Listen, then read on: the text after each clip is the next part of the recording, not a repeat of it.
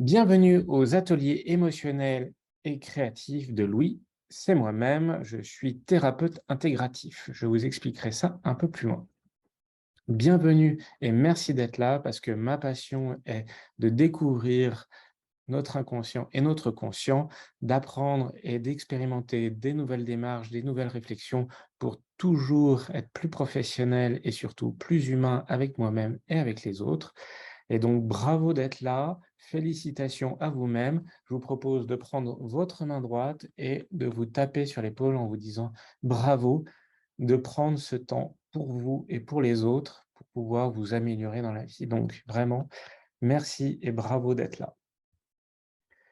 Donc, nous allons voir le plan. Donc, nous sommes là au plan. Je vais me présenter. Puis nous allons voir qu'est-ce qui nous fait créer. On va faire l'exercice de la page blanche. Je vais vous présenter le livre, puis voir qu'est-ce que c'est que le EMDR, quel est le postulat de l'EMDR, quelles sont les étapes de l'EMDR, puis ses limites. Et on s'entraînera avec un exercice de stabilisation, une prise de conscience, des exercices de transformation. Où est-ce qu'on peut prendre rendez-vous pour avoir un rendez-vous EMDR et nous échangerons. Donc, comme vous voyez, comme d'habitude, j'ai bien rempli la soirée, donc préparez-vous, accrochez votre ceinture et nous décollons. Donc, qui je suis?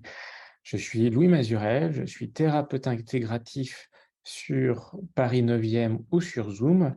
Et en fait, j'ai été formé pendant 5 ans à l'école humaniste de Gestalt. Donc, qu'est-ce que c'est que la Gestalt? C'est une thérapie par le questionnement et au retour aux sensations corporelles. Donc, on a une expérience, on se connecte au corps pour aller voir quel est le besoin et quelle est la demande. Et souvent, on va aller chercher les redondances du présent pour aller chercher l'événement du passé et s'en libérer. Et je vais vous expliquer plus loin quelle est la différence entre, par exemple, la Gestalt et le MDR un peu plus loin. J'ai mon Tech 2 d'hypnose à l'Arche et le MDR prend beaucoup d'aspects d'hypnose et vous verrez ça dans les exercices de transformation. J'ai les 3 week-ends de communication non violente plus quelques formations et ça permet de mieux comprendre les émotions et les besoins. J'ai étudié pas mal les TCC, là je fais une thérapie en EMDR et je vais me former en EFT. Voilà, multicarte, multicasquette. Qu'est-ce qui nous permet en fait de créer notre vie? En fait, l'idée c'est d'augmenter l'espace de choix de vie grâce à la thérapie. Et en fait, dans toutes nos actions créatives, aussi bien au design, à la photo, dans l'art, même en marketing, en commercial ou en thérapie, la première étape, c'est de prendre conscience de quelles sont les actions que nous faisons, d'être en présence, de vraiment se poser, mais comment je vis? Et ça, en fait, même dans les réunions d'amélioration continue en entreprise, on fait déjà un point sur qu'est-ce que l'on fait et comment on le fait et on accepte ce que l'on a fait. Puis après, on va voir en fait ces actions, elles nous ont fait ressentir quoi comme émotion? Et on accueille toutes nos émotions avec bienveillance parce que en fait, avoir peur, avoir honte, avoir de la colère, avoir de la joie ou avoir de la tristesse, ce n'est ni bien ni mal, c'est juste désagréable ou agréable. Et donc, ce sont des messagers pour aller chercher avec bienveillance quel est le besoin derrière. Et derrière, en fait, c'est prendre conscience de notre besoin, de notre conscience, pour savoir pourquoi on pense ça, comment on le pense et d'y réfléchir à partir de là. Et quand, en fait, on voit ce qu'on a fait au niveau des actions, des émotions et des pensées, eh bien, tout d'un coup, petit à petit, on peut décider de changer, par exemple, un petit peu l'émotion, un petit peu la pensée, un petit peu l'action. Et en fait, ces micro-changements pour doucement et assurément faire accepter au cerveau ces changements, eh bien, en fait, par rapport aux autres, eh bien, on va pas avoir la même attitude, on va pas dégager la même émotion, on va pas agir de la même manière. Et comme on a pris la responsabilité de ce nouveau choix, eh bien, les autres vont devoir s'adapter à ce nouveau choix. Donc, les personnes négatives qui avaient l'habitude de vous pomper votre énergie ou de vous utiliser ou de vous rabaisser, comme ils voient que leur stratégie négative ne marche plus avec vous, soit ils changeront, soit ils iront chercher une autre victime. La majorité des gens, eux, ne noteront rien et les gens positifs pour vous, en fait, seront contents de voir que vous assumez de plus en plus vos choix, vos envies et que vous êtes de plus en plus connecté à vos émotions, à vos pensées pour agir dans votre vie selon vos émotions et selon vos pensées. Et en fait, vous voyez que si les gens négatifs partent, ben, vous allez transformer votre entourage. Les gens positifs, eh bien, ils vont être encore plus en lien avec vous et dans la majorité des gens, peut-être que vous n'avez pas pris conscience qu'il y avait autour de vous d'autres personnes qui étaient attirées par vous, mais qui n'osaient pas encore venir se connecter à vous et en fait, quand ils verront ce changement chez vous, ils se diront: «Tiens, ça me plaît qui apparaît chez toi et j'ai envie d'être en relation, j'ai envie peut-être d'être un ami ou j'ai envie d'être un partenaire». Et donc, en faisant ces micro-décisions, ça crée des nouvelles habitudes qui font des nouvelles relations, aussi bien avec les anciennes et des nouvelles relations, parce que vos nouvelles habitudes attirent de nouvelles personnes dans votre vie. Donc, ce que je vous propose, c'est de faire l'exercice de la page blanche. Pour ceux qui ont fait déjà de l'EMDR, pour ceux qui ont déjà lu des livres, pour ceux qui ne savent pas du tout ce que c'est que l'EMDR, mais qui ont peut-être fait d'autres exercices comme de l'EFT ou d'autres expérimentations comme des méditations ou des conscientisations, eh bien, je vous propose de partir d'une page blanche. Ça veut dire quoi? Comme si vous n'aviez jamais rien fait, parce que vous n'êtes plus la même personne qui a une heure, qui a une journée, une semaine, 1 an, 10 ans. OK? Donc, je vous propose de revenir et de m'écouter comme si c'était la première fois que vous entendiez ça. Peut-être que c'est vrai, peut-être que non, pour que justement voir, tiens, comment ça interagit à l'intérieur de vous? Qu'est-ce que ça fait d'entendre ça chez vous? Quelles sont les nouvelles idées, les nouvelles réflexions, les nouvelles émotions ou les nouvelles actions que vous avez envie d'écouter ou de mettre dans votre vie? Donc, tout d'abord, le livre. Donc, le livre, c'est un livre comme ça, en poche, à 9,80 €, donc vraiment, c'est pas cher et il fait 373 pages. Elle explique un peu d'où ça vient, il y a beaucoup d'exemples, il y a beaucoup d'exercices, nous allons les voir et moi, je le trouve pas si facile à lire et surtout ça s'entrecroise un petit peu. Je me suis commandé d'autres livres avec plus d'exercices et plus pragmatiques. Je vais voir, ce que ça va donner. Donc je vous le conseille parce qu'il vous donne la base, mais je peux aussi vous envoyer mes supports de cette présentation pour que, par la suite, vous n'ayez pas besoin de retrouver dans les pages les exercices. Après, ce qui est très bien, c'est qu'à la fin, elle donne un glossaire des techniques avec les pages. Donc, pas fluide à lire, mais intéressant. Enfin, un bon livre de psychologie, comme on les connaît. Donc, qu'est-ce qu'on trouve dans ce livre? On trouve les outils, les cognitions négatives. En fait, c'est toutes vos pensées, émotions et phrases, sensations qui vous viennent. On trouve, le SUD, qui est un acronyme pour l'échelle des unités subjectives de perturbation et eux, ils le donnent de 0 à 10. Donc 0, ça vous perturbe pas du tout et 10, ça vous met presque en PLS. Et l'idée, c'est que, par rapport à une expérience, par exemple, que vous ayez été 7 ou 8, avec le tapping et les prises de conscience, descendre en passant de 8 à 6, puis à 5, voire jusqu'à 0. Voilà. Et donc vous avez, comme vous pouvez voir, en fait, heu, que l'EMDR est la fille de toutes les expériences passées. C'est qu'il propose des exercices de centrage, des exercices de méditation, la palette du lieu sûr et calme, heu et par exemple, le papillon. Tout le monde connaît le tapping, mais on va le voir à partir du livre parce que en fait, tout le monde a parlé du tapping et à la fin, il a été un peu dévoyé. Et puis, vous voyez que, par exemple, elle propose pour changer son émotion, un changement de respiration. Qu'est-ce que ça fait un changement de respiration?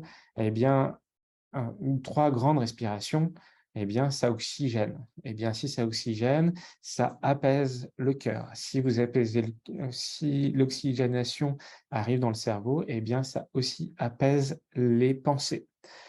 Les respirations abdominales, en fait, comme nous avons tous été éduqués à respirer naturellement, heu, enfin pas éduqués en fait, nous avons l'habitude de respirer de manière mécanique par, le torse, et bien là, il vous propose de faire la respiration abdominale qui oblige à faire une plus grande respiration avec plus de place pour les poumons parce que là, la cage thoracique, vu que ce sont des os, ça peut pas aller plus loin. Donc ils disent: «Bah, poussez plus bas parce que le foie, l'estomac et tout ça, ça se déplace et donc les poumons peuvent prendre plus de place en descendant».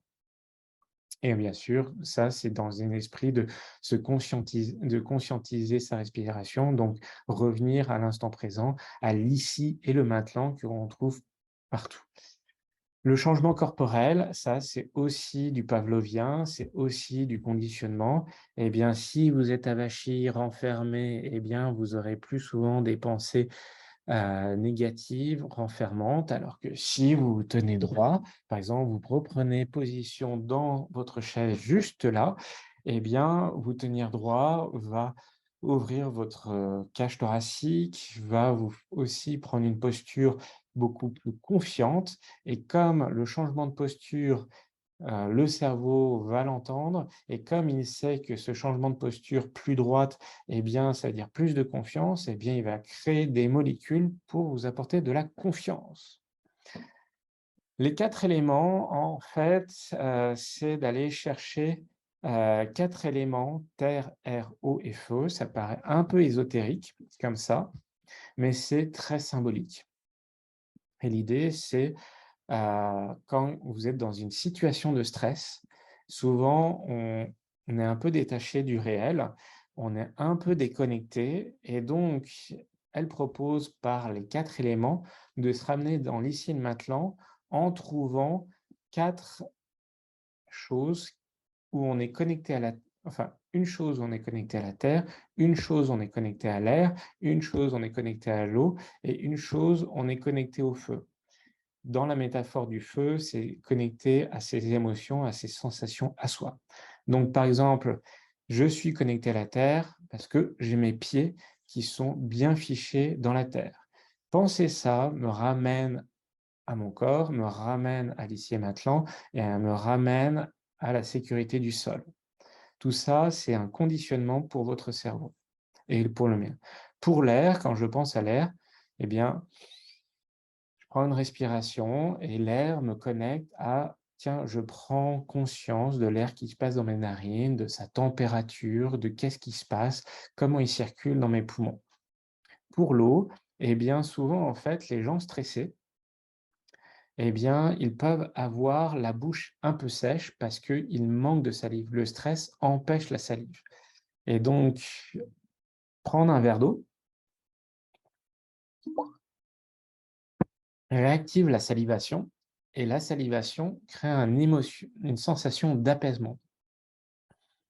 Heu et le feu, bah, le dernier élément, je me connecte à mes émotions parce que j'ai retrouvé de la confiance dans ma stabilité, je me suis connecté à ce qui se passait dans mon corps avec l'air et je me suis apaisé en prenant de l'eau. Voilà et en fait, faire c'est vous pourriez très bien le noter dans votre téléphone, par exemple, tous les jours, par exemple à 10 heures et à 16 heures, vous notez: «Tiens, je vais faire les exercices des 4 éléments» pour en fait vous arrêter et prendre conscience de l'instant présent en vous reconnectant à la terre, à l'air, à l'eau et au feu. Voilà.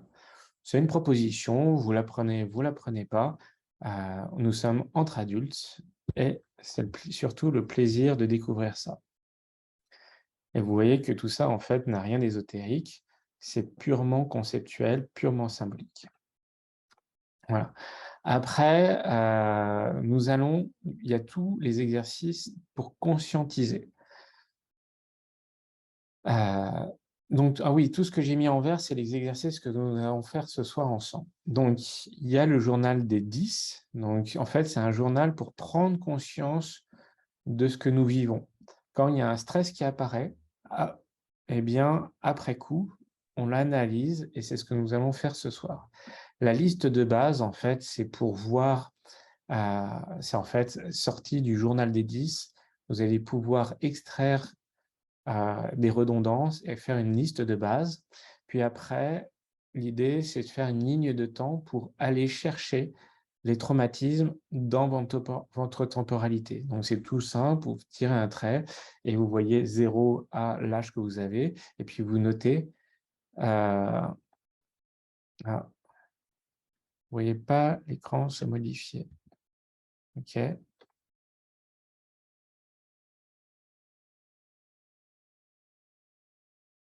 Vous êtes où là? Qu'est-ce que vous voyez comme écran là? Alors, je vais arrêter le partage et je vais ramener le partage.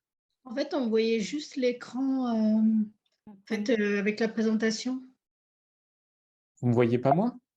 Si, si, si, mais on voyait pas parce que vous disiez, il y a des choses qui sont, en surlignées en vert et on voyait pas, Là, c'est bon, on voit, le MDR Kezako. oui, Ah ouais, là, sauf que là, ça a c'est changé, là. ouais, sauf que là, c'est OK, donc il y a un temps de latence parce que là, je suis sur les exercices dans le livre. Ah, Très bien. Merci de m'avoir dit ça, parce que je ne savais pas ça et là, il y a rien. là, il y a le MDR Kezako, c'est tout ce qu'il y a. Je Oui, je n'ai crois que c'était coincé sur le premier slide, mais là, ça devrait être bon, sinon on vous dira. Est-ce que là, vous voyez les exercices dans le livre? Non, Non. Non. Là, j'ai changé de slide. Est-ce que non plus.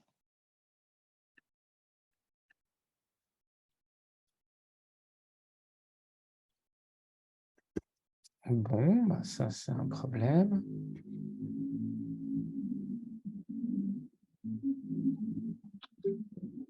OK.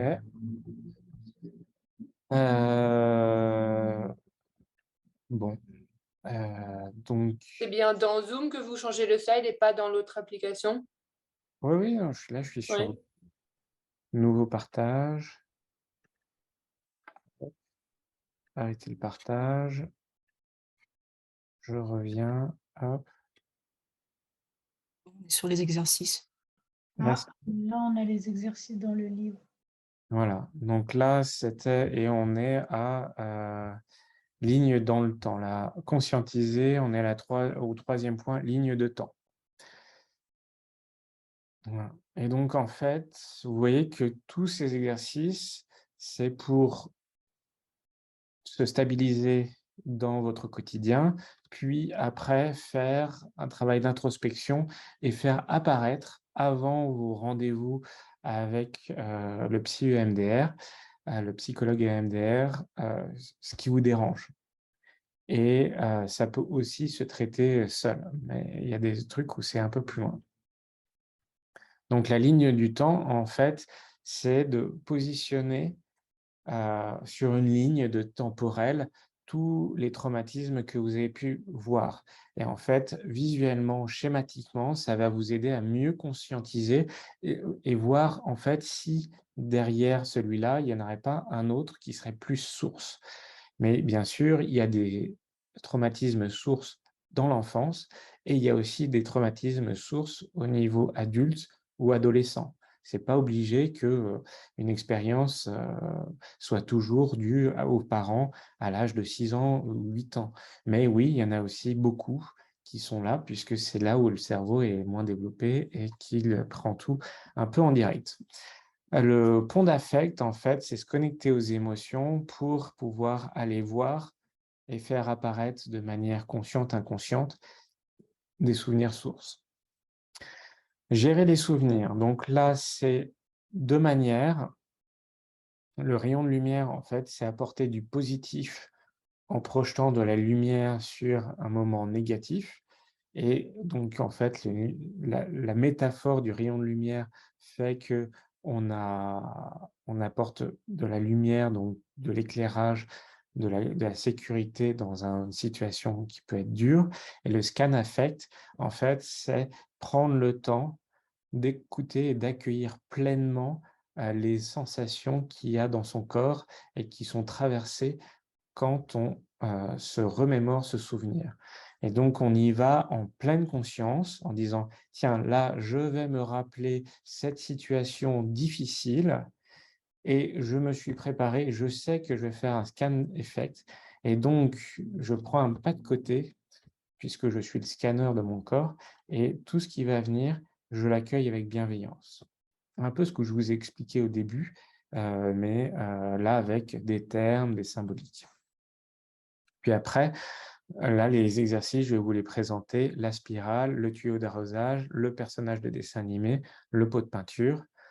Et après, elle propose aussi des exercices pour améliorer son quotidien, la technique de « je te pardonne », pour assumer et améliorer la communication relationnelle et s'entraîner au modèle futur, parce que oui, le MDR peut aussi apaiser nos croyances et nos stress sur des expériences futures.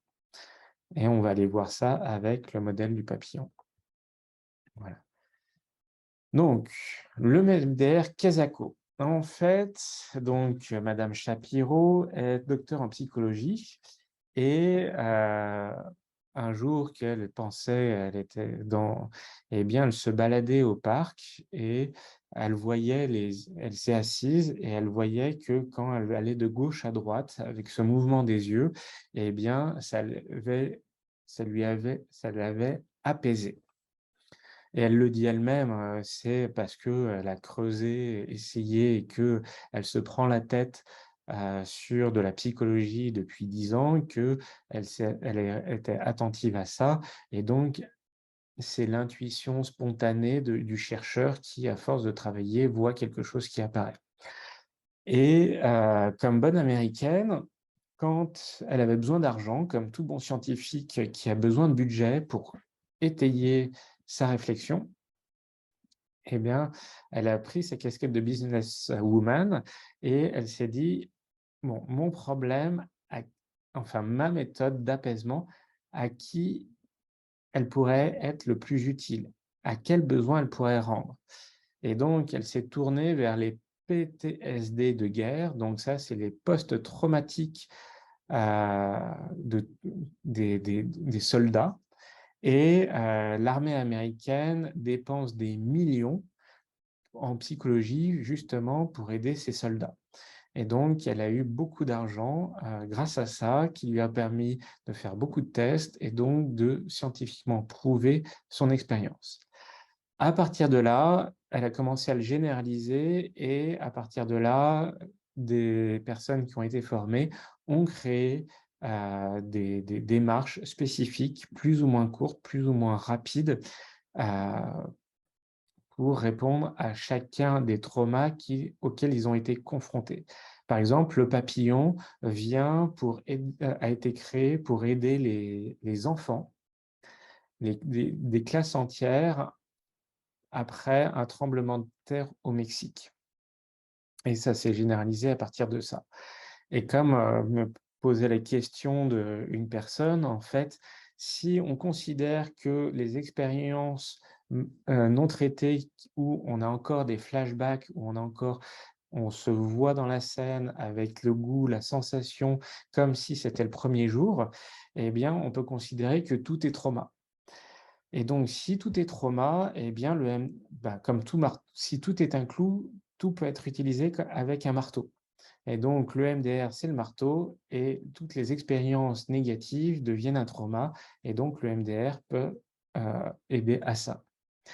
Dans son livre, elle considère que la majorité des blocages que nous avons, il y a entre 5 et 20 souvenirs sources, souvenirs traumatiques qui ont déclenché un blocage émotionnel et qui emmènent à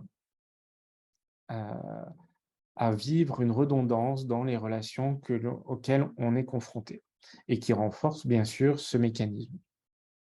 Voilà. Donc, d'après elle, entre 5 et 15 rendez-vous, on peut libérer une personne de son expérience, sachant que, par exemple, la Gestalt, ça prend 3 ans, la psychanalyse, ça prend 40 ans, et je suis même pas sûr qu'une personne cède. Voilà. Donc, moi, ce que j'aime dire, c'est qu'en fait, le MDR a fait vivre une révolution copernicienne.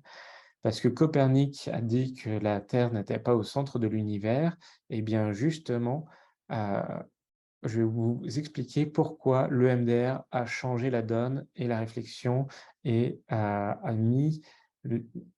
changé le mécanisme.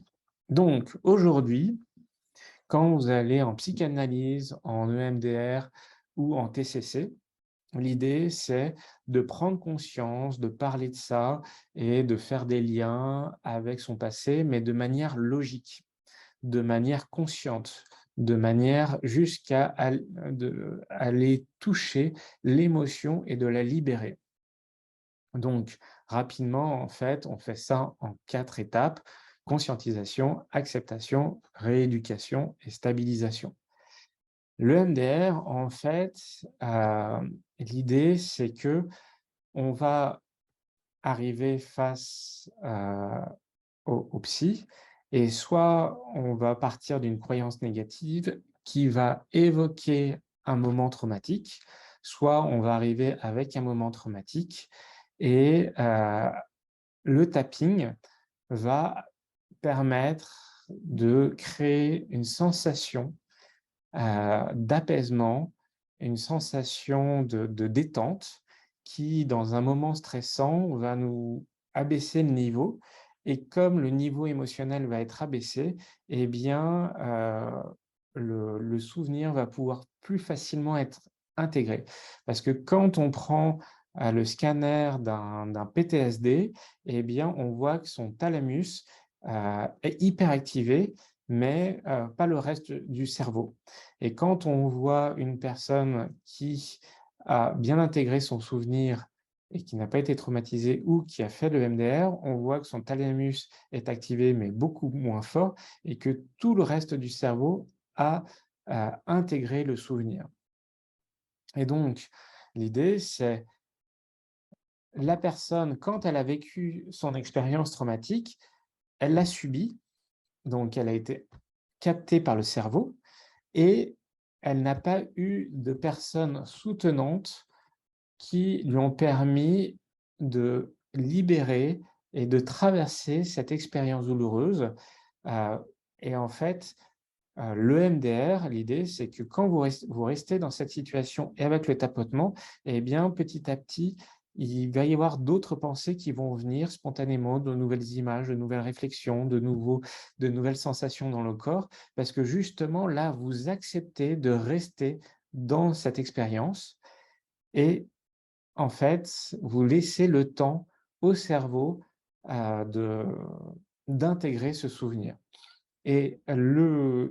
En plus, comme vous êtes face, vous pouvez le faire seul, si vous êtes assez soutenant pour vous-même, mais en plus, comme vous êtes face à une personne d'autorité qui est normalement positive et soutenante, qui représente quelqu'un de sécurisant, eh bien, en fait, la vous vous sentez libre, parce que vous êtes dans un cadre soutenant et sécurisant, de vous faire traverser par ce souvenir et de vous libérer de cette croyance, de cette émotion et de cette expérience douloureuse.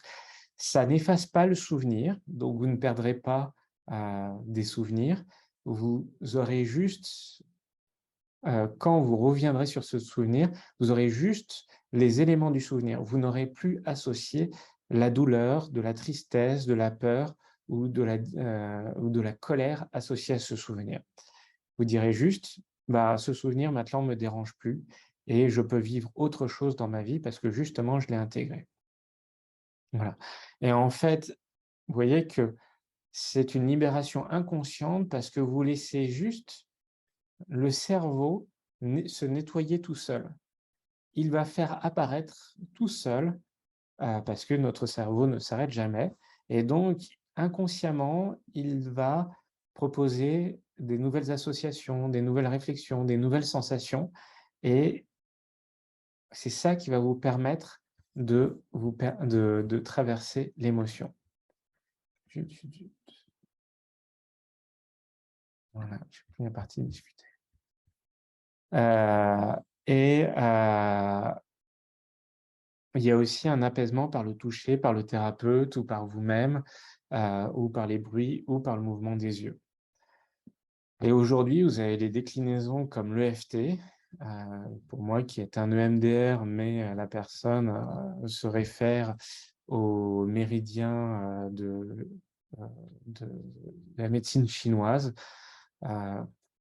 Comme il n'y a aucune preuve scientifique que ça existe,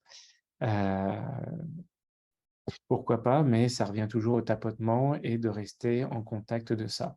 Et la thérapie mosaïque, je ne la connais pas encore, j'attends le livre, il est commandé sur Amazon et il devrait arriver dans 2 jours. Voilà.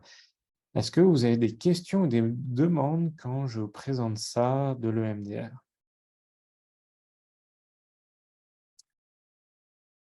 Pour ceux qui ont des enfants, vous voyez que l'enfant, quand il reçoit un coup de râteau du voisin, eh bien, il a reçu un choc. L'autre enfant ne l'a pas respecté et lui, il se sent émotionnellement triste d'avoir subi ça. Et donc, il vient voir vers la bonne mère et le bon père pour dire: «Papa, maman, j'ai des émotions difficiles». À partir de là, heu, si le bon père a la bonne et la bonne mère ont la bonne posture en disant: «Oui, je t'écoute, je t'accueille, j'entends chez toi ces émotions et même je te fais un retour miroir, comme on dit en Gestalt, sur ce que tu as vécu, que c'est difficile, triste et que tu dois être triste d'avoir vécu ça». Eh bien, l'enfant est apaisé parce que ça y est, il a pu déposer sur vous son émotion, il a pu traverser cette sensation douloureuse d'avoir reçu un coup de pelle de son voisin et il avance. Et après, on peut créer à partir de ça. Alors, Géraldine qui me pose la question: «Je pensais que le MDR n'était lié qu'au mouvement des yeux». En fait, le MDR a été initié avec le mouvement des yeux, et en fait, ils sont allés plus loin parce qu'ils ne sont pas restés sur les premiers résultats et ils ont essayé. Vous voyez, nous avons 5 sens et donc ils ont essayé avec les yeux, puis après avec le toucher, puis après avec l'audition et donc certains psychologues peuvent vous proposer un casque et faire tic toc et l'idée c'est que, comme vous recevez des messages de gauche et de droite eh bien, le cerveau est obligé de rester concentré dans l'instant présent, dans ce qu'il vit et aussi de se nettoyer parce que il reçoit des stimuli extérieurs par ses mouvements et donc ça l'oblige à mécaniquement, avancer et en même temps, ces mouvements-là l'apaisent. Heu, on n'a pas encore compris vraiment pourquoi, mais ça apaise, ça apporte de l'apaisement. Heu, alors Malika qui dit: «Cela voudrait dire que le MDR serait plus efficace que l'EFT». En fait, le MDR a été plus scientifiquement prouvé que l'EFT. Heu, le MDR a été plus validé que l'EFT dans les études scientifiques parce que, par sa stratégie d'aller voir l'armée, la personne a déplacé plus d'argent et donc a pu faire plus d'actions et avoir plus de personnes, en action et a pu aussi plus communiquer sur ses résultats. par rapport à l'EFT. Alors Valérie qui dit: «Quand on ne connaît pas le MDR, est-il préférable d'être accompagné?» Oui, tout à fait, parce que, il y a sans doute des souvenirs qui est difficile d'accueillir, c'est quand même si c'est trop intense, ça peut vous faire mal et il est mieux d'être suivi, pour pouvoir traverser ça. Une séance de MDR coûte entre 80 et 120 €. Vous n'avez pas besoin d'avoir un une personne spécifique. C'est mieux s'il y a le lien émotionnel, parce que, de sécurité, parce que là, vous allez être prêtre à vous libérer de ça, avec la personne donc oui, prenez une personne. Moi, il y a des per et parfois, il y a des personnes qui font 3 rendez-vous grand maximum. Donc 3 rendez-vous à 100 €, allez, on va dire 300 € par rapport à d'autres thérapies où vous allez dépenser 80 € pendant 3 ans, c'est rentable, c'est rapide, c'est efficace. Voilà, j'ai beaucoup d'amis qui ont fait des séances de MDR pour, 3-4 séances et puis ils ont pu se libérer. Le MDR fonctionne, attention, le MDR fonctionne si nous sommes connectés émotionnellement à nos émotions, si nous sommes prêts à aller toucher nos émotions et là, ça peut être une résistance ou certaines personnes peuvent avoir des résistances si dans leur éducation, on ne les a pas aidés à se connecter à leurs émotions, voire ils sont coupés de leurs émotions depuis si longtemps. Donc en fait, il faudra aller voir avec le psychologue, comment ils sont connectés à leurs émotions ou aller trouver, le souvenir source qui les a bloqués dans leurs émotions. Voilà. Donc, je résume, un psy connecté à ses émotions, heu et où on se sent à l'aise avec le psy. Par exemple, moi, il y a un client qui est venu, on a fait un rendez-vous ensemble avec les sujets qu'il avait à travailler. Je lui ai dit, heu, d'aller faire une dizaine de séances de MDR.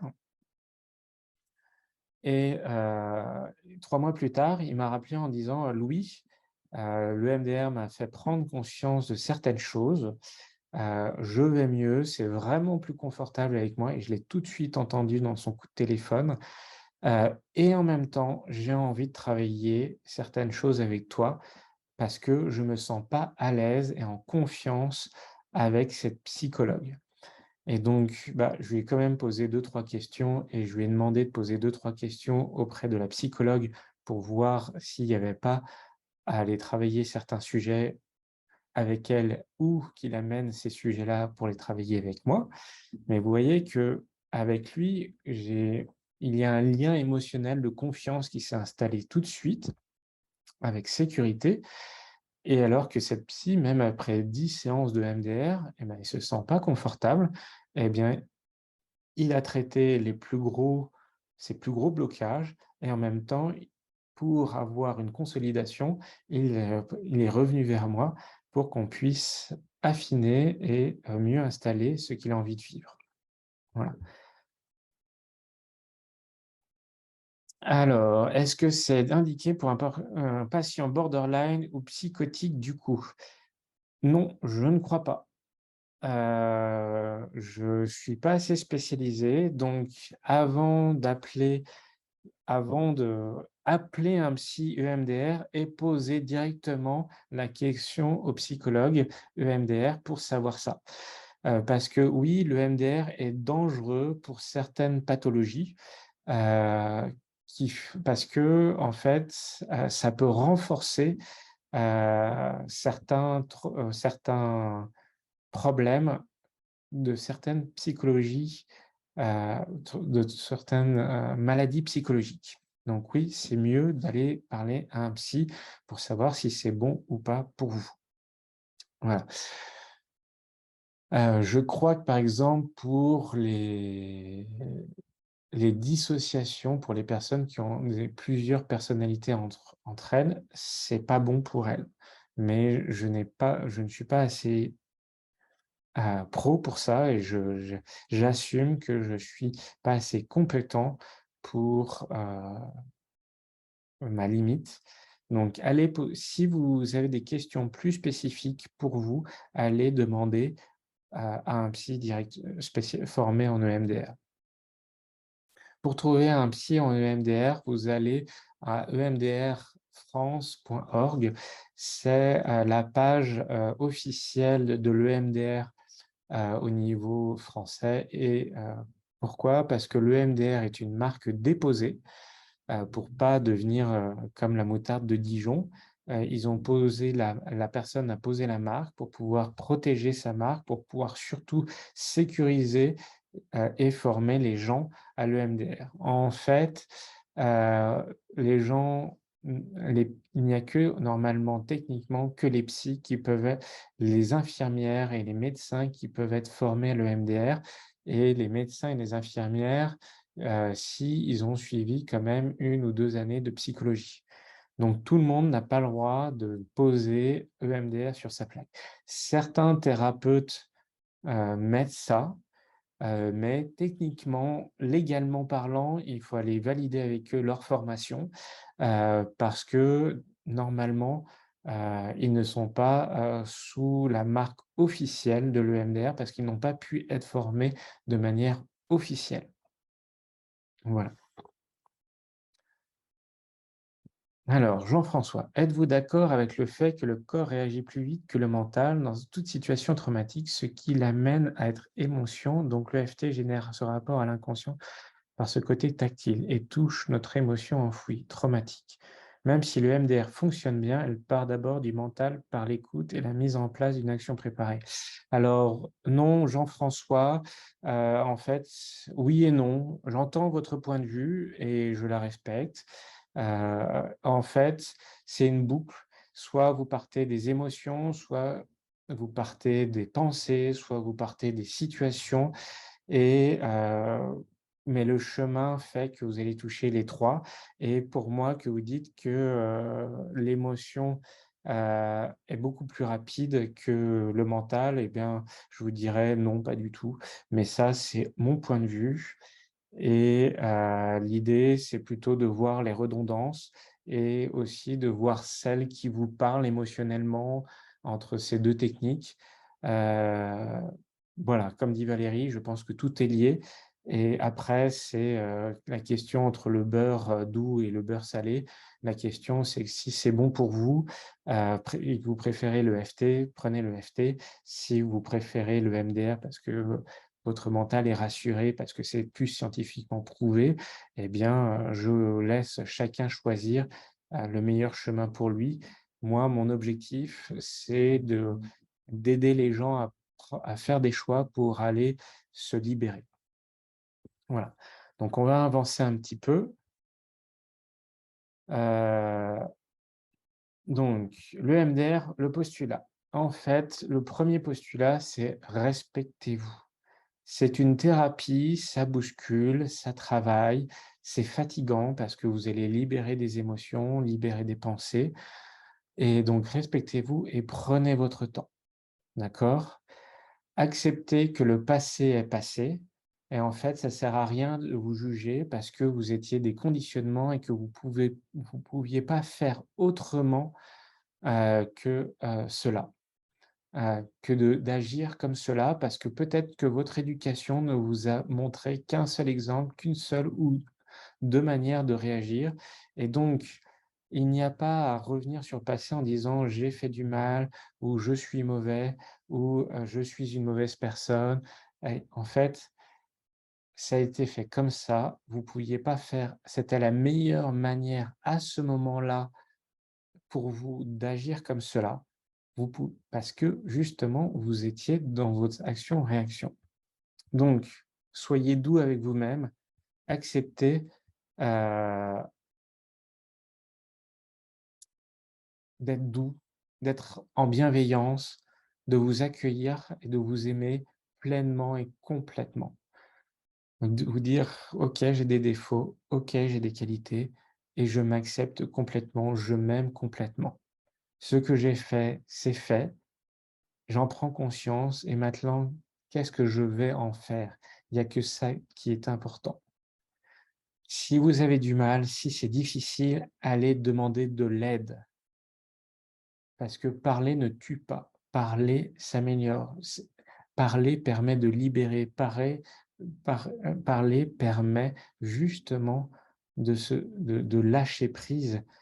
Donc, n'hésitez pas à aller demander de l'aide avec des personnes euh, positives, constructives et surtout bien formées. Et respectez-vous, respectez-vous, respectez vos émotions. Elles sont ni bonnes ni mauvaises, elles sont juste agréables ou désagréables. Respectez vos besoins de repos, d'écoute, de créativité. Respectez votre temps. Il y a des moments où vous aurez besoin de repos, il y aura des moments où vous aurez besoin d'action, des moments où vous aurez besoin de réflexion, de moments d'écoute.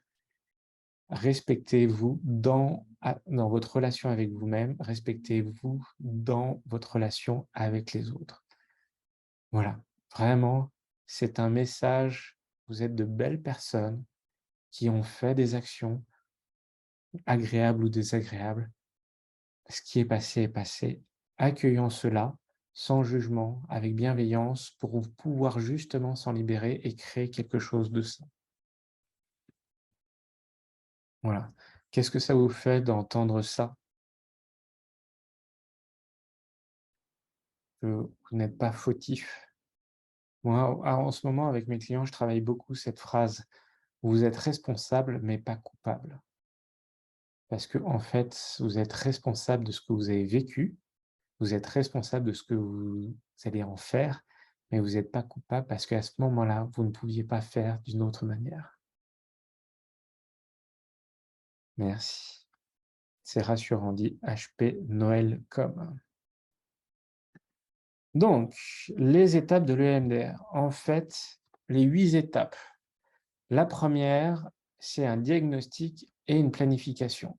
En fait, un diagnostic, c'est de poser toutes les situations que vous avez vécues traumatiques, c'est poser les croyances que vous avez vécues, c'est poser les émotions que vous avez ressenties et après de planifier de manière très scientifique, vraiment en gestion de projet, voir les 10 traumatismes que vous aurez travaillé, pendant le rendez-vous ou après le rendez-vous pour les amener au rendez-vous suivant et après les traiter les uns après les autres.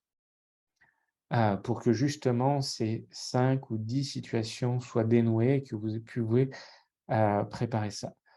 Donc la deuxième étape, c'est la préparation et la relaxation avec exercice de respiration et mise en situation, explication. La troisième étape, c'est l'évaluation, c'est le SUD, donc c'est de 0 à 10 et de cette situation. C'est-à-dire que quand vous repensez à l'expérience, comment ça vous active émotionnellement de 0 à 10.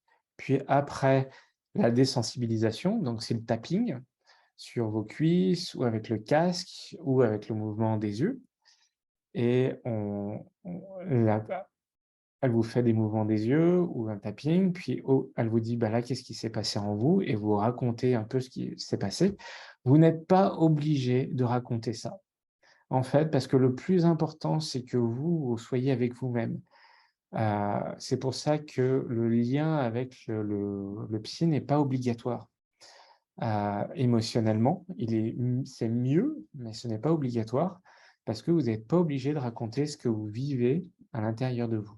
Et donc la personne, vous déposez un peu ce que vous avez vécu, il fait une nouvelle évaluation, il vous demande une nouvelle évaluation, vous recommencez le tapping, il y a des nouvelles choses qui vous passent, vous le déposez, il refait vous refaites une évaluation et petit à petit, vous allez passer de la croyance négative: «Je suis mauvais, je ne mérite pas l'amour, je suis incompétent» à petit à petit à la croyance positive, à qui est la sensation vrai de cette situation. Vous allez travailler l'ancrage,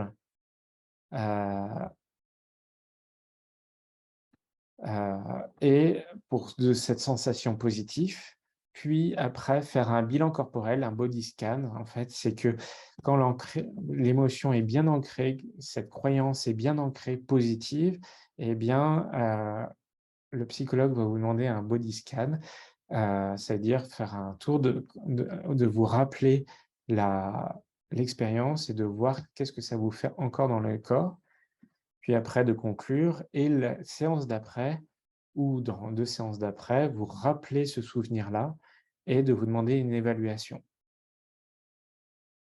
Et donc, vous voyez que là, il y a juste laisser au cerveau traverser ce qu'il a besoin de traverser et que lui-même apporte.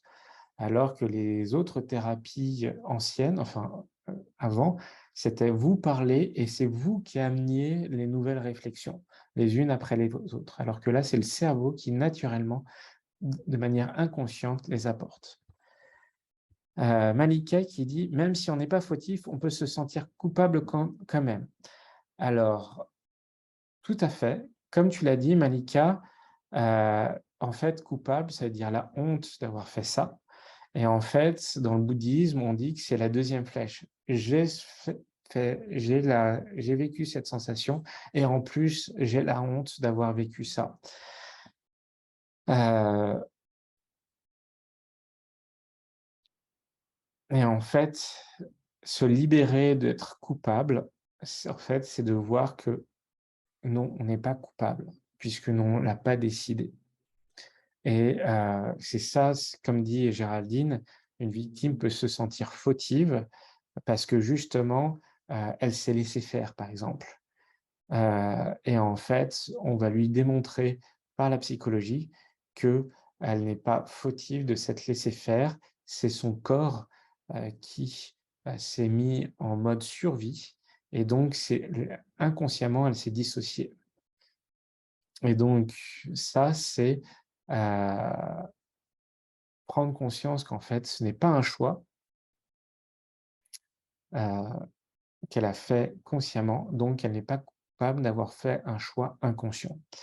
Alors, introjection, c'est quand, on a entendu, par exemple, son père nous répéter en permanence, heu, que nous sommes, heu, le problème, eh bien, en fait, à la fin, on croit que c'est nous le problème et ça, c'est l'introjection de la pensée, la croyance du père à l'intérieur de nous, par exemple. Et en fait, on peut se sentir coupable de dire que c'est nous le problème. Donc c'est bref, c'est un peu toujours la même chose, mais sous des angles différents et avec des discours soit familiers, soit psychologiques et puis il y a des gens qui ont utilisé plusieurs termes, des synonymes et autres. Donc en fait, on a tous un peu raison là, c'est juste que chacun le dit avec ses termes et avec son regard et l'idée, c'est de voir ce qu'on a vécu. Donc vous voyez que les 8 étapes de l'EMDR et quand vous allez voir un psy, par exemple, moi, un bilan corporel, j'en ai jamais fait. J'ai fait 7 séances pour l'instant, j'ai jamais fait de bilan corporel. Donc comme dans l'EFT, vous avez tout n'est pas fait à chaque fois. Donc ce que je vous propose, c'est d'essayer. En fait, je ne peux pas vous faire une séance de MDR. Une séance de MDR en groupe, ça reviendrait à faire du papillon. Mais on peut déjà essayer de prendre conscience pour aller préparer un prochain rendez-vous de MDR. Donc, un exercice de stabilisation. La palette du lieu sûr. En fait, il y a 2 ateliers. Vous avez, sur YouTube, heu, une mentalisation, 1 heure de mentalisation avec le lieu sûr, le container sûr, le bon père, la bonne mère et le bon sage. Donc si vous voulez aller, faire un peu d'hypnose, de mentalisation, avec un exercice de MDR, allez voir ma chaîne YouTube et installez-vous bien et vivez cette heure pour construire avec vous-même ces espaces de sécurité et ces images de sécurité.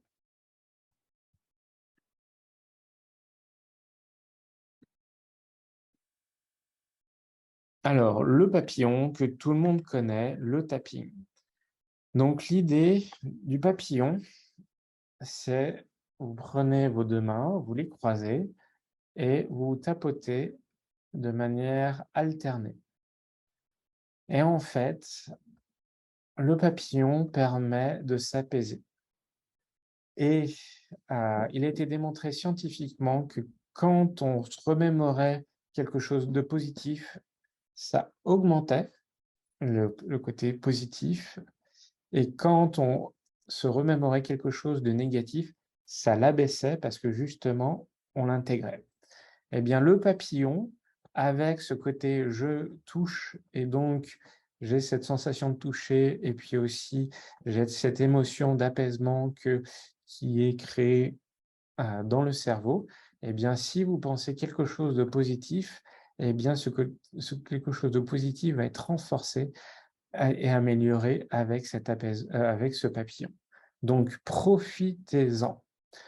Pour les choses négatives, et donc, dans le livre, il vous conseille, si vous êtes seul, de prendre une situation que vous considérez de manière personnelle sur une échelle de pas plus, sur une échelle de 10, que vous lui donnez une note de pas plus de 4, et bien de vous entraîner à accueillir des sensations difficiles avec ce papillon.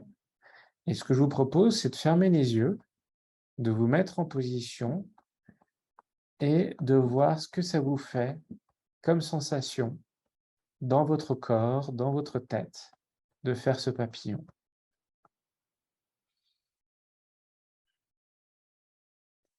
Moi, par exemple, au niveau du crâne, au niveau frontal, je sens de la chaleur et de la fluidité.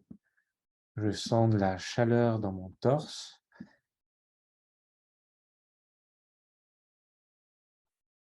Et surtout, ça m'oblige à me connecter à moi-même, à faire attention à mes gestes.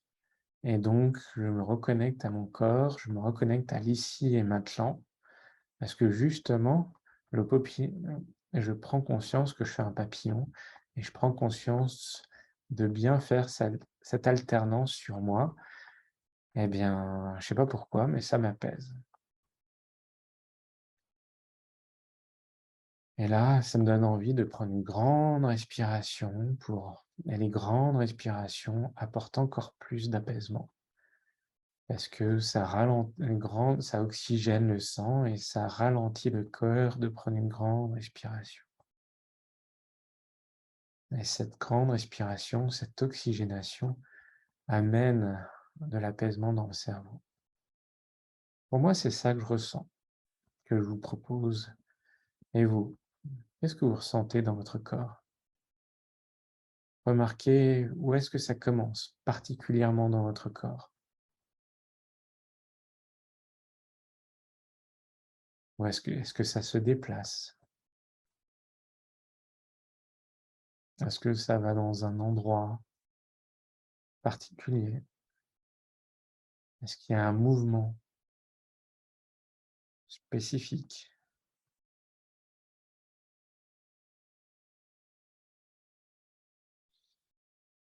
Moi, ça me donne envie de bâiller. Et le bâillement, c'est un signe de relâchement. C'est un signe que le corps se détend et qu'il a besoin de prendre une grande respiration pour augmenter sa détente.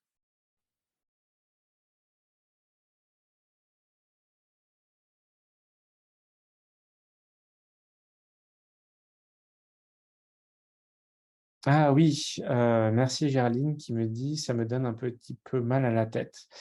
Oui, dans le livre, Francine Shapiro, dit aussi que attention, parce que là, elle évoque ça dans un conditionnement positif, Mais certaines personnes peuvent avoir vécu des traumatismes justement dans cette position-là.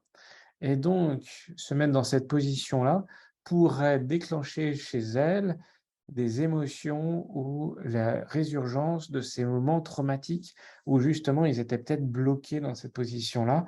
Et donc, en fait, ça leur crée du stress parce que l'effet psychologique pavlovien fait: «J'ai cette position-là, ça me renvoie à ce moment où j'étais bloqué, donc ça me crée du stress». Voilà. Et bâillement, bah, ça, c'est du relâchement, c'est très bien. Voilà. Là, ce qui est en dessous, en fait, c'est, des textes que j'ai, copié-collé du livre pour prise de notes. Voilà. Et en fait elle vous propose de faire une démarche, avec le papillon entière, s'auto-thérapeutiser entièrement avec cette démarche de papillon. Et vous voyez que les étapes, c'est: «Tiens, qu'est-ce qui me vient? Je l'accueille avec bienveillance. Qu'est-ce qui fait qu'il est là? Qu'est-ce qui fait que, je prends conscience de ça?» Et moi, en fait, heu, il y a il y a un psy qui m'a raconté, qu'une de ses clientes, en fait, en faisant ça, elle avait trouvé beaucoup d'apaisement. Et puis tout d'un coup, elle sait pas pourquoi, elle a commencé à sentir des coups de couteau dans le bas-ventre. Et en fait, heu quand elle a dit ça au psy, et le psy lui a dit: «Mais qu'est-ce que ça vous évoque?» Et en fait, là, elle a assumé que la personne avait été, violée, et qu'elle avait qu'en fait, ses sensations corporelles lui renvoyaient à, cet inceste qu'elle avait vécu avec son grand-père. Et donc, vous voyez comment les sensations corporelles ont amené à cette prise de conscience-là, et à assumer de le dire devant une psy, et à libérer sa parole, et à libérer, cette expérience émotionnelle très forte, et à se libérer de ce traumatisme-là. Et grâce à cela, elle est revenue chez le psy, chez sa psy la semaine d'après. Elle a dit: «Merci de m'avoir fait vivre ça. Merci de m'avoir aidé à traverser ça, parce que maintenant, oui, j'ai subi ça, mais là, maintenant, je me sens apaisé face à cette sensation-là». Voilà. Donc le papillon, faites-le régulièrement, ça augmente le positif et ça diminue le négatif. Pratique, non?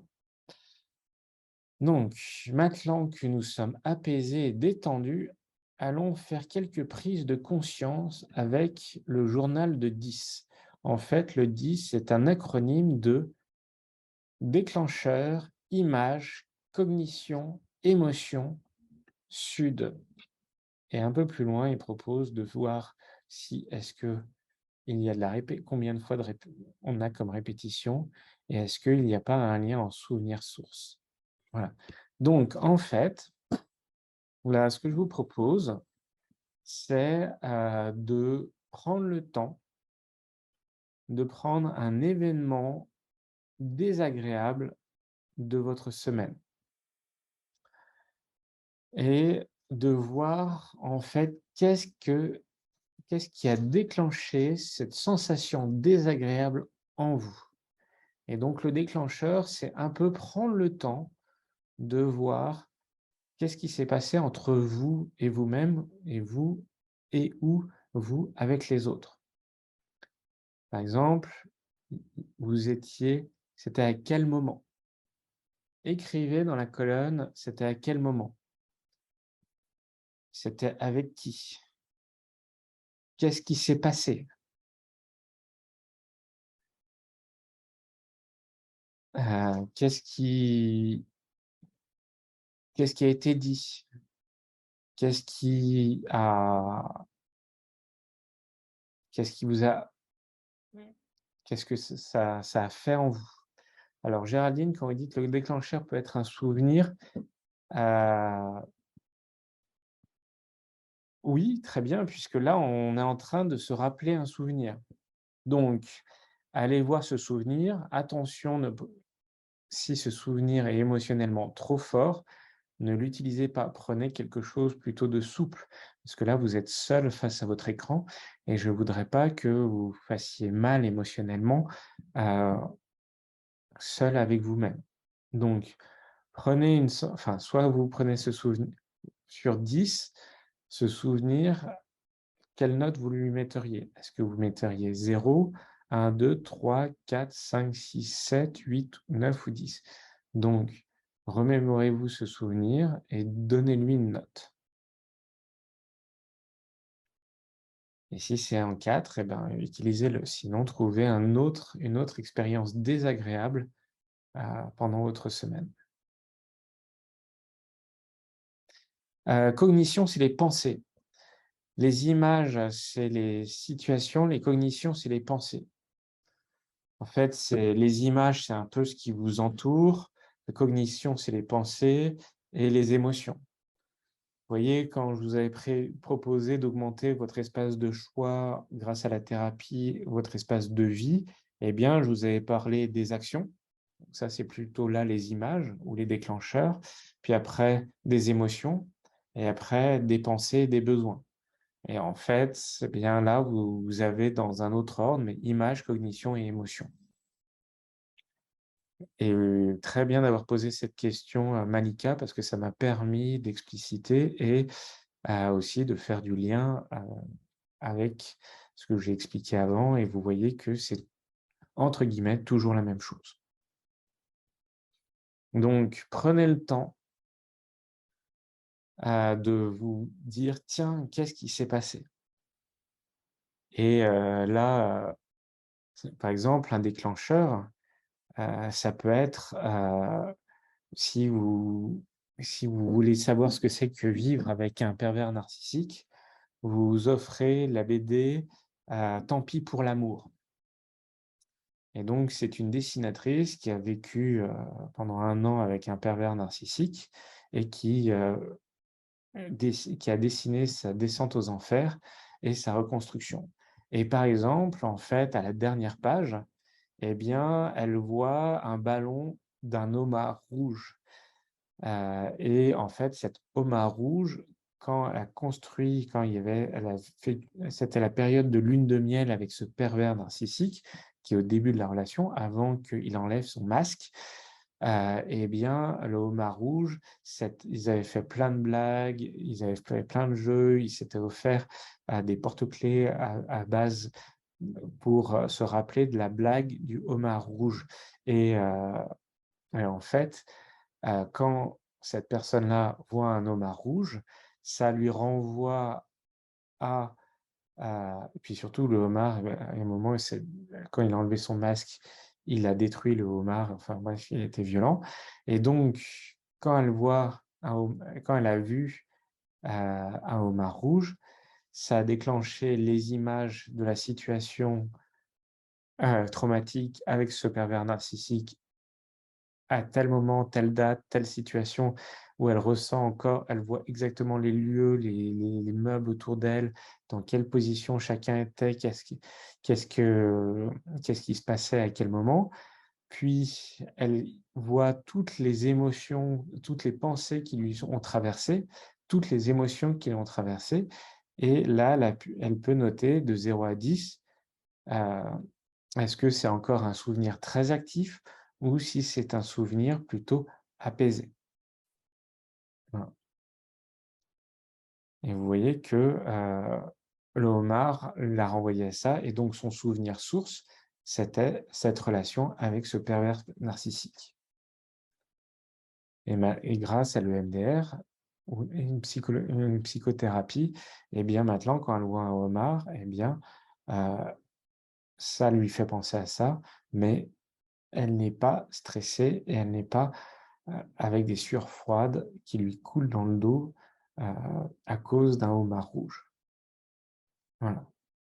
Donc allez-y, quand vous avez bien posé la situation, posez les images qui vous viennent, les pensées qui vous viennent, les émotions qui vous viennent Si ça bloque, c'est normal, c'est que vous êtes seul face à votre page. Et en fait, les cognitions, c'est les croyances négatives. Je suis mauvais, je fais mal, je vais, je suis dangereux, je suis incompétent, je suis seul, je n'intéresse personne. Vous voyez toutes ces phrases-là qui peuvent vous traverser.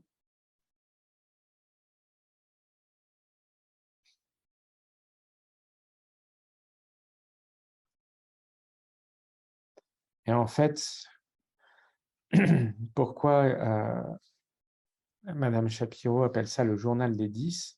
En fait, c'est que ce tableau-là, l'idée, c'est d'aller un peu tous les jours voir et noter ce qui vous vient. Vous voyez, vous entraîner à vous analyser vous-même et puis aussi voir s'il y a des schémas répétitifs.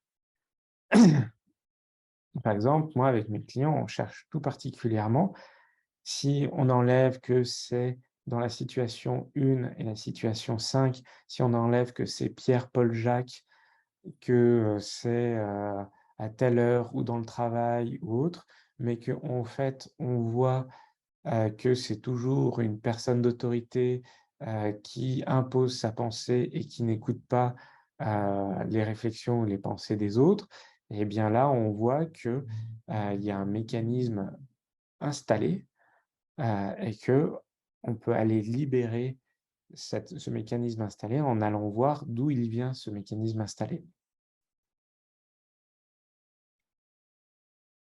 Voilà. Et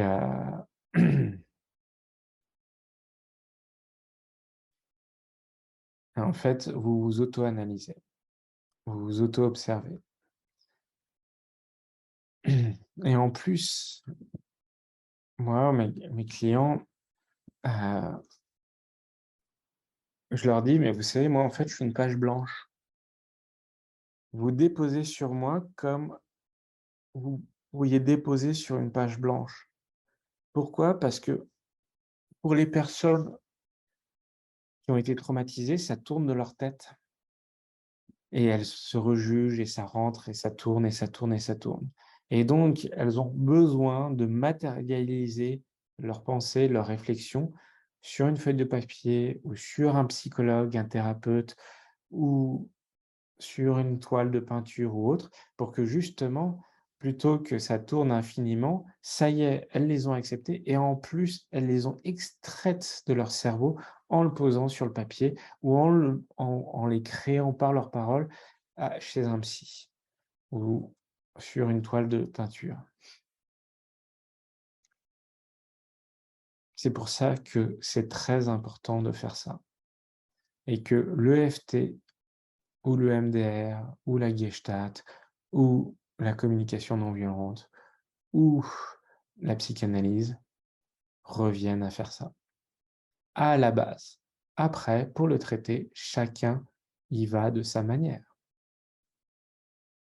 Le MDR, le FT propose de nettoyer un nettoyage mécanique du cerveau. La Gestalt, c'est d'aller se connecter à ses émotions et d'aller les libérer. Les TCC, c'est avec d'autres mentalisations, avec d'autres créations. Voilà. Est-ce que vous avez des questions ou des... Alors, est-ce que déjà vous avez pu remplir ce tableau-là avec une situation ou plusieurs situations? Ah bah super! Géraldine qui dit: «Ah, je viens de comprendre un de mes rêves». Excellent, bravo! Bah, vous voyez? Géraldine a pris le temps de poser sur le papier son rêve, a laissé du temps à son cerveau d'aller faire des connexions conscientes ou inconscientes et donc de faire du lien, de la logique, de l'émotion et du plaisir de se libérer.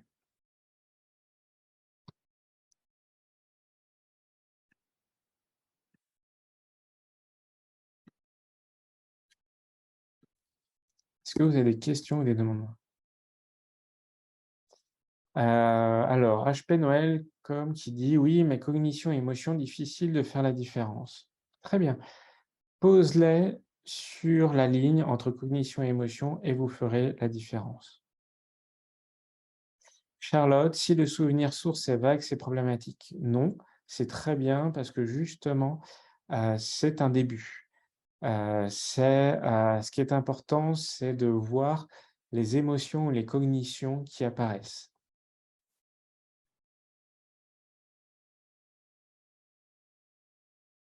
Malika qui dit: «Moi aussi, j'ai compris que ma fatigue était aussi due à une certaine situation qui m'a mis en colère. Félicitations». Cora: «Y a-t-il forcément une image associée?» Non, et peut-être que inconsciemment, vous ne la voyez pas ou heu, peut-être qu'il y en a pas, je ne sais pas.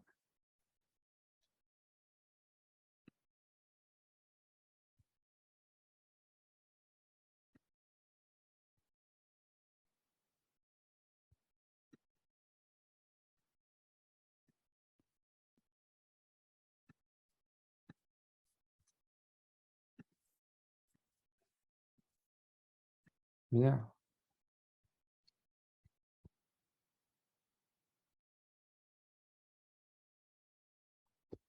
En fait, l'image n'a pas besoin d'être présente. C'est plus le ressenti et la croyance qui est importante. Parfois avec mes clients, ils sont là à dire: «Oui, mais c'est ce que j'ai vécu, enfin, j'ai pas de situation particulière, mais c'était ça, l'atmosphère générale que je vivais avec cette personne-là». Comme il y avait pas de mots, mais voilà, c'est ça que je ressens et c'est ça qui est important, c'est que d'aider la personne à valider que sa pensée ou sa sensation est juste parce qu'elle est vraie, parce que c'est elle. Valérie, oui, les ressentis sont des émotions. Après, on peut avoir des ressentis qui deviennent des pensées.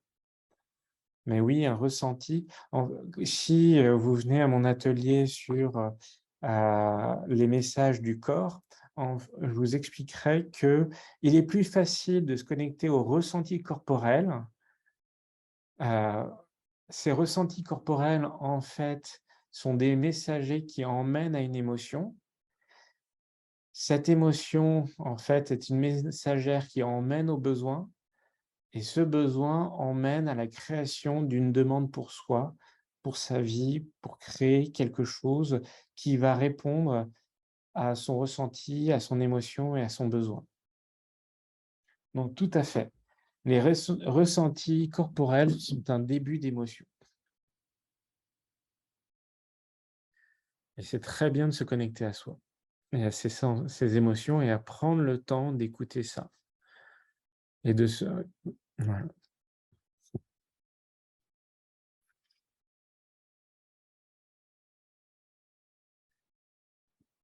Hem Est-ce que vous avez des questions, des demandes sur ce tableau ou sur ce que vous avez écrit ou pas? Je vous écoute. Je vous lis plutôt. Alors Géraldine qui soulève la question: «Même chemin que la CNV-OBSD». Tout à fait.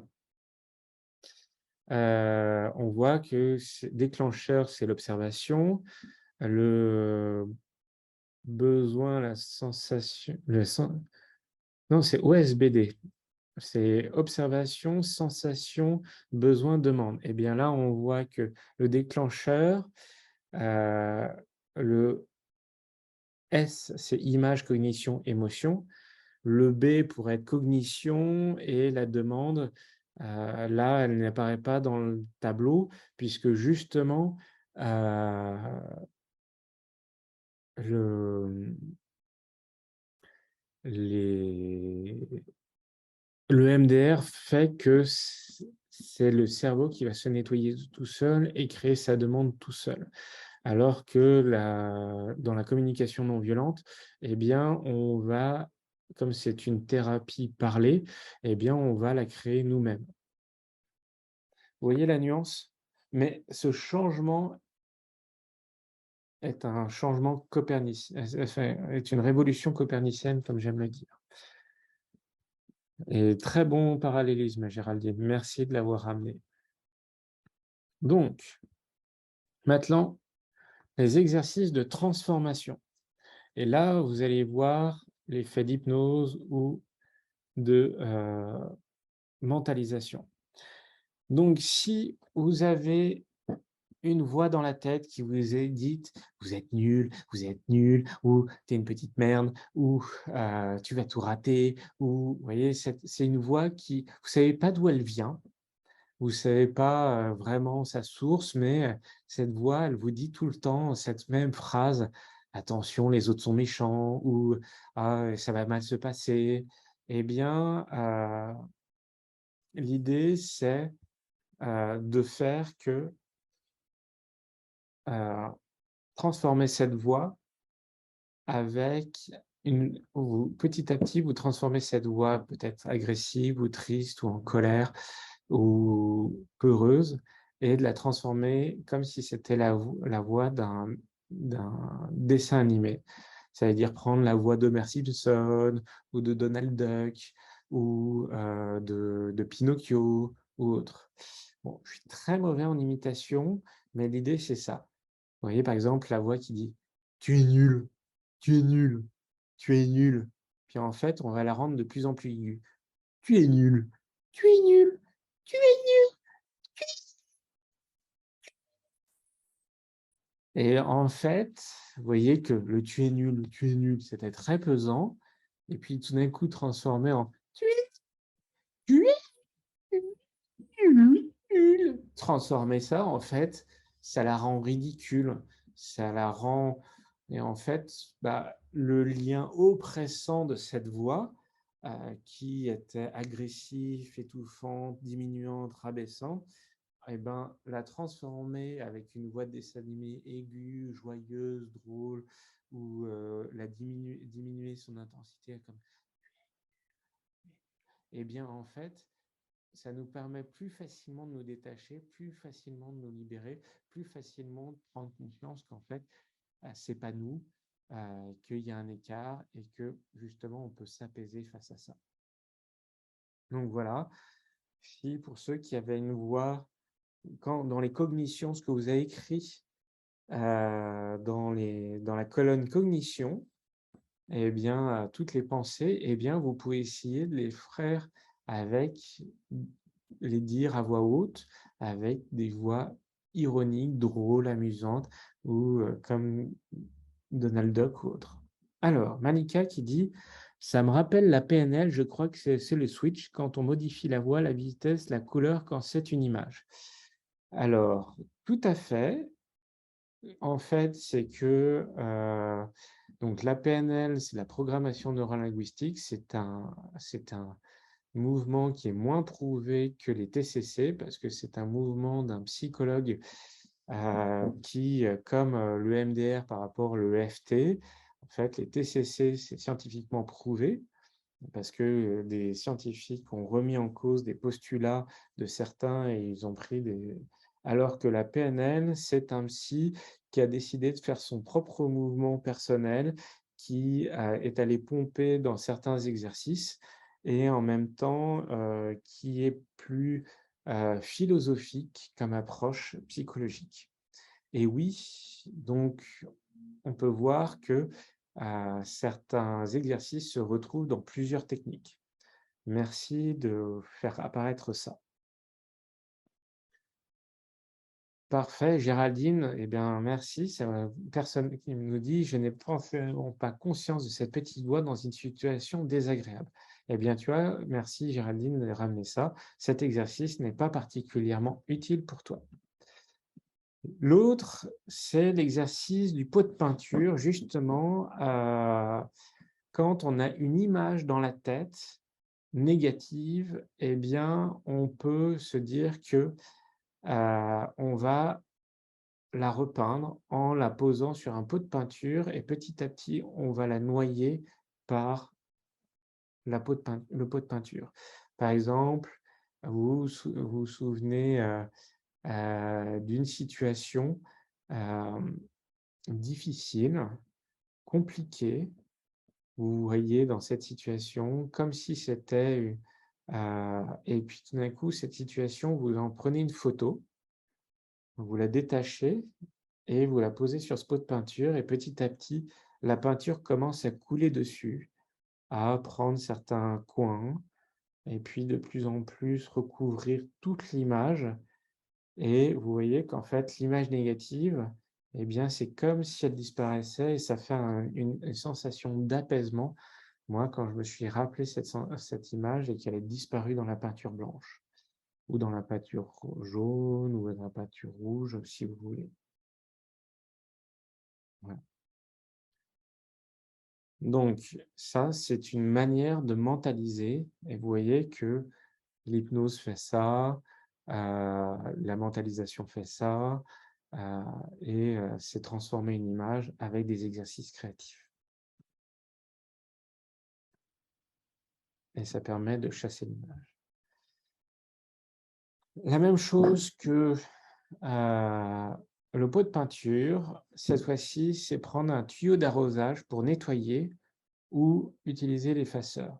Donc c'est un peu la même chose que le pot de peinture, c'est juste que, vous utilisez un autre outil que un pinceau et de la peinture.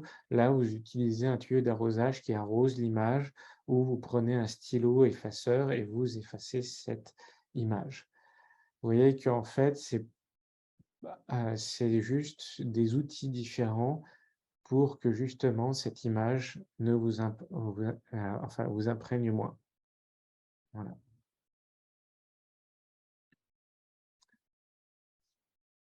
Alors, ça, c'est une autre stratégie à partir de, là, vous voyez les 3 autres méthodes, c'était plus sur les sens, heu, auditif, vue, toucher, parce que vous pourriez très bien faire le geste de repeindre cette image. Là, c'est l'exercice de la spirale. Pour certaines personnes, ils peuvent sentir que l'énergie négative tourne dans un sens, comme une spirale descendante, qui, les tire vers le bas, qui les écrase, qui les étouffe parce que, c'est une spirale, qui les diminue, qui diminue l'énergie parce que c'est une spirale descendante et donc là, quand, vous avez, bien mentalisé la spirale dans votre corps, eh bien, vous voyez que, par exemple, elle tourne dans un sens anti-horaire. Eh bien, là, l'idée, c'est de faire une mentalisation où vous décidez que vous allez tourner la spirale dans l'autre sens et que vous laissez faire, vous faites tourner la spirale dans l'autre sens. Et comme vous mentalisez que cette spirale tourne dans l'autre sens, donc là, elle s'agrandit, elle apporte du bien, elle apporte de la détente, elle apporte de la légèreté, elle apporte du grand, elle apporte une envie de me grandir et ça augmente l'énergie parce que justement, on a pris l'opposé de la spirale descendante, on en a fait une spirale augmentante. Voilà et vous voyez que, madame Shapiro, elle a juste écouté ses patients et il y en a un qui lui a parlé de spirale et elle lui a proposé de faire l'inverse. Il y en a un autre qui lui a dit: «Bah là, c'est comme si c'était une photo» et elle lui a proposé de l'effacer.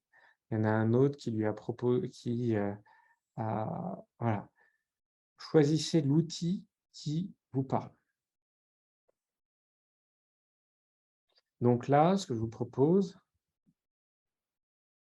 c'est de vous arrêter ou de reprendre l'expérience que vous avez notée sur le papier et de choisir l'un des outils que je vous ai présentés ou de créer le vôtre, hein, c'est très bien. Et donc, par exemple, vous reprenez l'image, là, la situation, et soit vous peignez dessus avec du blanc pour l'effacer, soit vous prenez un stylo pour l'effacer, soit vous prenez un tuyau d'arrosage pour l'effacer, soit vous pouvez mettre aussi un faisceau de lumière pour vraiment plus l'éclairer, la rendre joyeuse, dynamique, comme je vous ai présenté dans les exercices. Soit sinon, vous écoutez votre corps et vous sentez comment tourne l'énergie à l'intérieur de vous, comment tournent les émotions à l'intérieur de vous et vous faites l'inverse. et vous voyez ce qui se passe en vous. Quelle sensation ça vous fait d'imaginer cela par rapport à cette image désagréable que vous avez pris pour la travailler?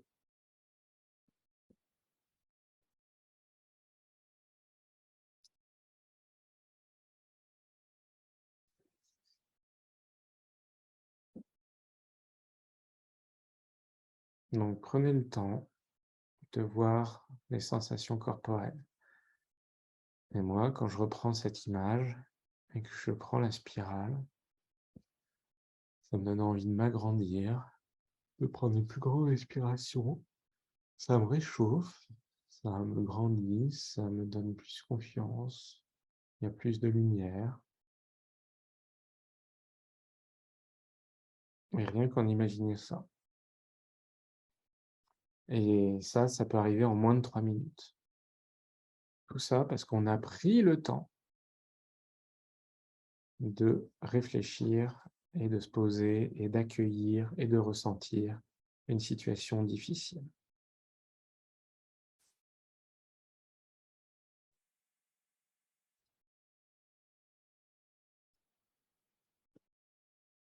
Et je vous laisse me dire ce que ça vous fait d'avoir vécu ça.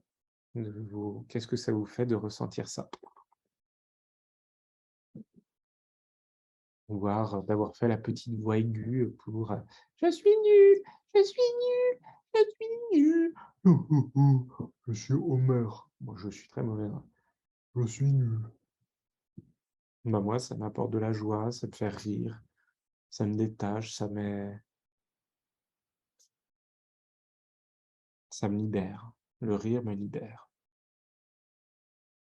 Très bien, Cora qui dit j'aime bien la spirale. Super. Valérie qui dit pot de peinture. Tant mieux. Chacun son truc. C'est vraiment utile. Il n'y a pas de bonne solution, il y a celle qui est utile pour vous et qui marche avec vous et qui est agréable avec vous.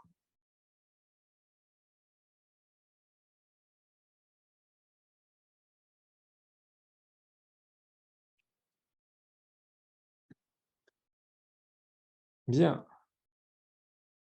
Maintenant que vous avez votre journal de 10 et que vous allez pouvoir le compléter les jours suivants, vous pouvez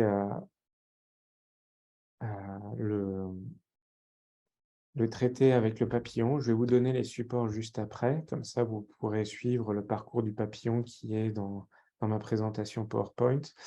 Je n'ai pas tout noté, tous les exercices à la suite, mais bon, vous trierez.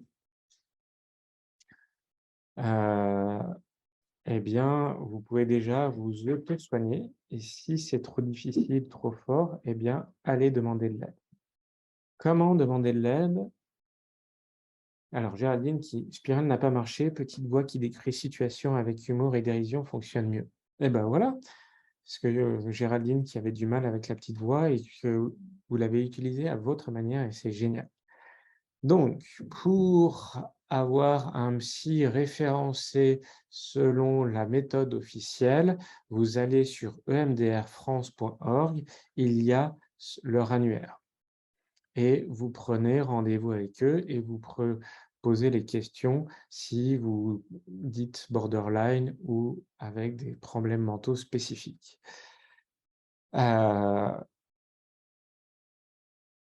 Le psy doit être référencé et n'hésitez pas à lui poser la question quand est-ce qu'il a eu sa dernière formation, est-ce qu'il a des techniques spécifiques par rapport à votre problématique, et vous avez le droit de les titiller. Vous allez payer 80 € ou 120 € entre 5 et 10 fois. Quand vous demandez à un plombier de venir, bah, vous lui demandez s'il sait faire son truc. Eh bien là, c'est la même chose avec un psy. D'accord? Et c'est mieux si vous appréciez, vous avez un lien émotionnel avec la personne. Donc le mieux, c'est d'aller regarder sa photo et vous demander si elle vous parle, ou quand au téléphone, quand vous l'écoutez, est-ce que sa voix vous sécurise et vous vous sentez à l'aise avec. Et de voir si pendant le premier rendez-vous, vous vous sentez confortable avec cette personne. Voilà. Suivez votre intuition, suivez votre instinct, suivez justement ce que vous dit votre corps et vos sensations. Donc, allez voir cet annuaire, posez des questions au psy, et surtout prenez-le à côté de chez vous ou à côté de votre travail. Ne vous fatiguez pas à traverser tout Paris pour aller rencontrer un psy parce qu'on vous a dit que celui-là, c'était le meilleur. Moi, il y a une cliente qui m'a dit on m'a dit que c'était le meilleur, et ben, je l'aime pas du tout. C'est pas parce que c'est le meilleur que c'est celui qui va vous plaire et vous vous sentirez assez à l'aise et assez en confiance pour ça. Moi, mes clients, ils m'adorent et moi, je les adore parce que justement, il y a ce lien de confiance. Je ne suis pas fait pour tout le monde et je suis content de dire que je ne suis pas fait pour tout le monde. Merci pour votre intérêt, merci d'avoir été là jusqu'au bout, d'avoir suivi ça. Les prochains ateliers sont sur Meetup. Les passés sont déjà sur YouTube. Attention, ce sont des ateliers denses de 2 heures. J'ai des amis et des relations qui les ont faits. Ils m'ont dit que chaque atelier, eh bien, ils avaient pris plutôt 6 heures pour les faire parce que 2 heures pour l'écouter et les exercices et faire bien les exercices. Parce que là, on a été un peu rapide. D'accord? Donc, d'ici à demain, cet atelier sera sur ma chaîne YouTube. Donc, vous pourrez le reprendre doucement et refaire les exercices doucement. Ne partez pas trop vite. Merci pour votre intérêt. Et je vous propose d'échanger pour qui veut. Bonne soirée, bonne réflexion. Et je suis là pour vous accueillir dans mon cabinet.